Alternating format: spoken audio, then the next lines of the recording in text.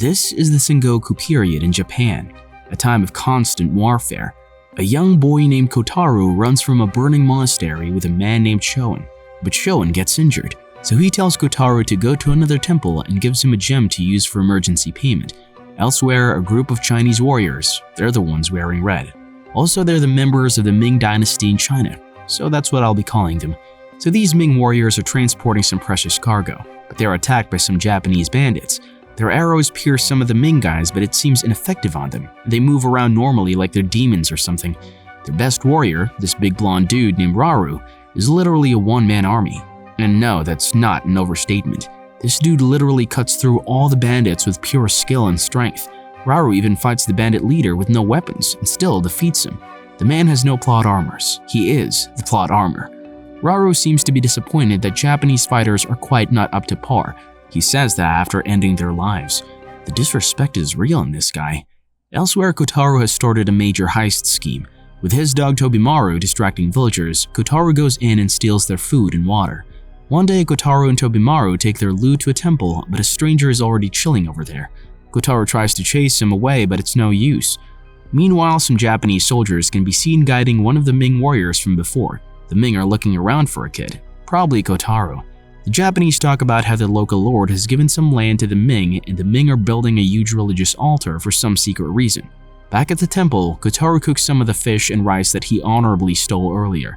The stranger, whose name is Nanashi, meaning nameless, tries to strike up a conversation, but Kotaru does not trust him. He does trust his dog though. Such a good boy. He gives a fish to Tobimaru to eat, but the dog goes and gives it to Nanashi, shocking Kotaru. Later, the Japanese soldiers arrive at the temple. Kotaru tries to run away, but he gets knocked down by them. So Nanashi fights them and he beats one of them with ease. Tobimaru takes care of the other one. Suddenly, a Ming warrior named Jin appears and he uses some sick whipping techniques to fight them. Jin throws daggers at Nanashi and Tobimaru stops it, but he gets injured in the process. Nanashi manages to kill Jin without even taking his sword out. Tobimaru starts struggling because the dagger was injured. Since they can't do anything, Nanashi starts to leave. So Kotaru offers him the gem in exchange for taking Tobimaru to a healer and escorting them to the temple where Shoin sent them. Seeing how desperate he is, Nanashi agrees to take him. On the way, he asks Kotaru why he's being pursued, but Kotaru deflects the question.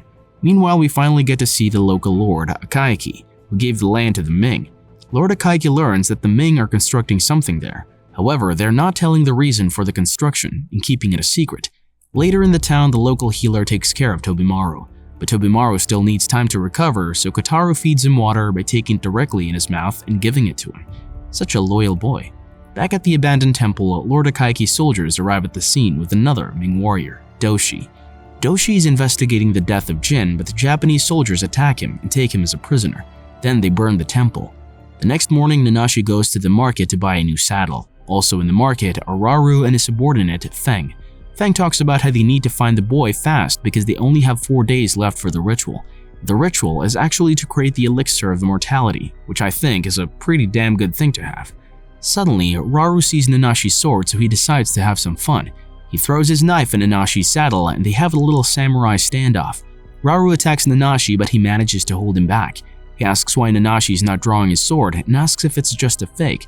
Just then, Feng receives a hawk with the news that Jin and Doshi are dead, so Raru leaves with him, saying that he was finally starting to have fun. Later, Nanashi returns to Kotaru where Tobimaru is awake and able to drink some water. At the abandoned temple, Raru checks the burnt bodies and finds out that Doshi's corpse is fake because the corpse does not have the scar that he's supposed to have. He reports this to the leader of the Ming warriors, an old Dumbledore Yoda-looking man named Bai Luan. Bai Luan believes that Lord Akaiki's soldiers killed Jin and then took Doshi as a prisoner. That night, Nanashi wakes up from a nightmare where he seems to be in a huge and bloody battle. In the morning, Kotaru asks him why he has a rope tied to his sword, as it prevents him from drawing his sword, but Nanashi deflects the question. Meanwhile, at Lord Akaiki's castle, we see Doshi tied up and tortured, but he seems completely insensitive to the pain. Akaiki puts his best general, Itadori, to continue the torture and take out the information about the Ming's plans with a ritual building. The next morning, Itadori is practicing sword fighting when Raru joins them. He challenges Itadori and they have a duel. Later, Itadori can be seen being fixed up by his wife. So we know who won that fight. Itadori admits that Raru is the second person he met that is this good of a warrior. The other person was a friend of his from a long time ago. They were working together for another lord. but this friend of his started to dislike war and he gave up fighting. As for Itadori himself, he has big dreams and he plans to become even greater in this country. That night, Nanashi and Kotaro are in a hot spring and Kotaro asks him his full name. Nanashi reveals it to be Nanashi Akaoni, which means nameless red demon, which as far as names go, is pretty damn cool. Then he washes his hair and it turns out that his hair is red, which he dyes black to avoid unwanted attention. Nanashi does not know his own origins as he was rescued from a sinking ship and was the only survivor. Later, Kotaro admits that he also grew up in China and he only recently came to Japan, when Shuon enslaved him from slavery. Meanwhile, Itadori finds out that Doshi is using a drug that can make a person insensitive to pain. The other Ming warriors are also using it, but now his drugs run out and he starts becoming mad. Doshi reveals everything about the ritual to Itadori and Itadori reports it to Akaiki. On top of the previous information, we find out that the Ming need the blood of a prophesized child who is born once every 100 years. This child is Kotaru. This ritual for the elixir of immortality must also take place at an exact time and date which is coming soon in a couple of days. If they miss that time, then they will have to wait for another year. Akaiki makes a new scheme to capture the prophesied child and hold him for ransom. The next day, Nanashi finally drops Kotaru off at the promised temple and receives the gem. Kotaru's friend Shoen takes him to the head priest, but it is an ambush. Turns out they collaborated with the Ming to capture Kotaru. They knock him out and take him away. But just then, Akaiki's soldiers attack them in order to capture Kotaru for themselves. The Ming warrior Shen single-handedly destroys them, so one of the soldiers goes to call reinforcements. Nanashi sees this, so he goes in to check and he finds the Ming guys taking Kotaru away. Nanashi throws the dagger that Raru threw at him earlier at the bridge. It hits Shen's hand but has no effect. Shen uses his own dagger to kill Nanashi's horse and they escape. Nanashi goes back and with Tobimaru confronts the head priest and Shoen. Shoen tells him about the ritual which will happen that night. Nanashi yells at him for abandoning Kotaru, so Shoen says that he had been ordered to do so by his superiors and he had no choice. Suddenly, Nanashi gets a flashback from his past. Then he raises the sword and cuts Shoen's monk clothes, saying that he's even below a dog. Then he and Tobimaru go after Kotaru. Later, Bai Luan finds out that Lord Akaiki has betrayed them, so they go to the Lord's room and they take him hostage instead. Itadori finds out what happened and goes to the temple where they see that Shoen has killed himself out of guilt. Then Itadori calls everyone to prepare for a battle. At the ritual altar, Shen gives Raru his dagger back, the one that Nanashi threw at him, making the whole thing go around a full circle. Then Raru takes Kotaru to the top of the altar and asks him about Nanashi. After all, Raru is always looking for the next best warrior to fight. Meanwhile, Nanashi and Tobimaru are still running toward the altar. Bai Luan tells Kotaru that when the needle of the clock points straight up, he will be sacrificed. Also, Itadori is preparing for a battle and gathering an army. They reach the site, but the Ming put Lord Akaiki on a pole and use him as a shield. So Itadori commands his second-in-command to shoot Akaiki. Once Akaiki is dead, Itadori turns to the soldiers and asks if they will follow him or the dead lord. He promises to give them all the rewards in the world. One by one, the soldiers promise their loyalty to him. And just like that, they begin their assault. Meanwhile, Nanashi has grown extremely tired from all that running, but he still struggles and finally reaches the location. The Japanese break down the door and enter, but an ex-lady fights them solo. Despite being shot by multiple arrows, she's still standing because of the drug. Boromir could have used that, so Itadori himself comes and uses his spear to trap her while the others kill her. The battle continues and Nanashi also arrives, but Bai Luan drops some bombs on them and Nanashi gets buried under some debris. Itadori finally gets to have his rematch with Raru, but we all know how that's gonna end. Back to Nanashi, we see that he used to be a terrific warrior, a beast in the battlefield. Nanashi is the person that Itadori was talking about earlier. One day after winning a battle, Nanashi's lord commanded him to execute a couple of kids. Nanashi unwillingly executed those helpless kids, and that incident traumatized him so much that he gave up fighting. He even took the kid's ribbon and used it to tie his sword. In the present day, Nanashi finally decides to fight for Kotaru.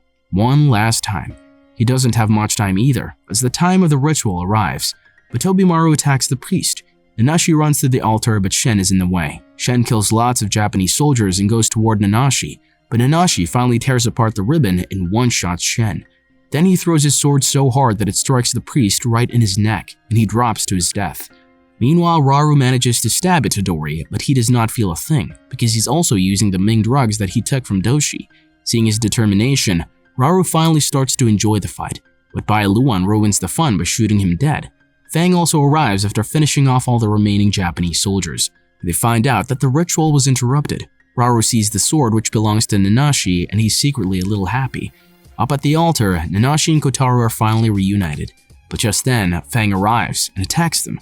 Nanashi has no weapon, so he fights back with just his empty sheath.